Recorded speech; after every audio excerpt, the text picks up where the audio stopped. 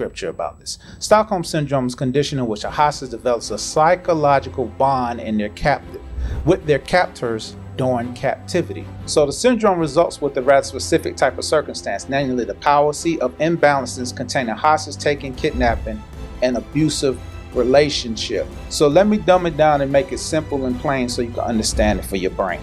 You've been stuck in that situation for so long that you've become comfortable in it. So there's people that are actually being enslaved to things. Now we're talking about the Stockholm Syndrome, that they get to the part that they feel like they're not in slavery anymore. Harriet Tubman had a powerful statement. She said that she could have freed a lot of more slaves, but they didn't know that they were in slavery. So there's some things that we're actually in bondage to that we don't even know that's binding us. So let me pull this up in scripture so you can see this.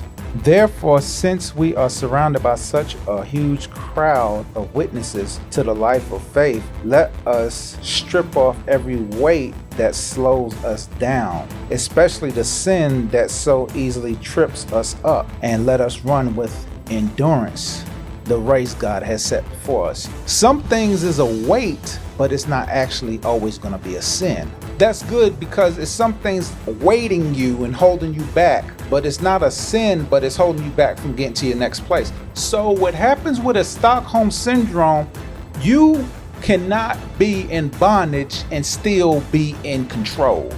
The reason why you still can't be in bondage and still be in control at the same time, because anytime you are in bondage and anytime you are cuffed, you are not in control of anything, and then you can't stay in control, you can't be in control, so that thing has you. So that tells me that whatever is having you and whatever is holding you bondage has you in control, and you think you're in control of it. So think about this. I'm just going to drink one more time. I'm just going to smoke it one more time. I'm just going to go out here one more time. I'm just going to sleep with her one more time. I'm just going to sleep with him one more time. I'm just going to call. Matter of fact, I'm just going to answer the call this late at night one last time.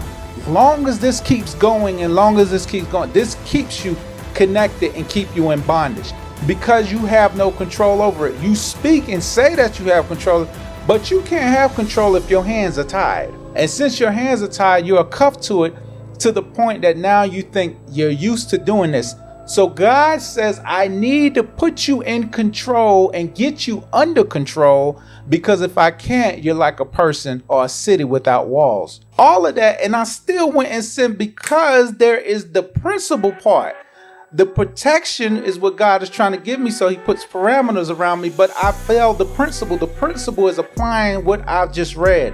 I just read it, I didn't apply it. And since I didn't apply it and I didn't understand the principle, now I'm outside of the parameters, so that means I'm not protected anymore. That makes a problem for me. I'm really pushing these P's tonight.